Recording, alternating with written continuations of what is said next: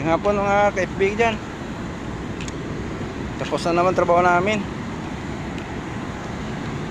Uwi na kami.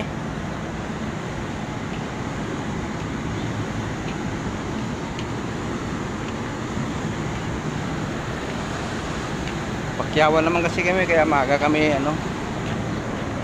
umuwi. Nakatapos lang kami ng dalawang palitan na repair. Okay na.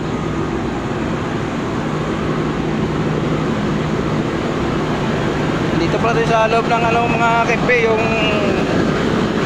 hindi ka ng 15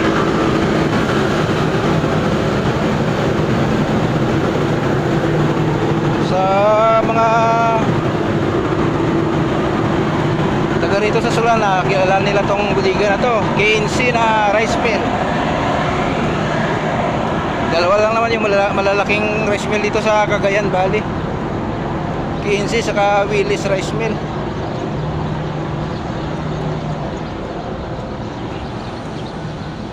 Balikan ko lang yung mga kaipi yung hindi ko na ibaba yung yung breaker, baka magkasunog.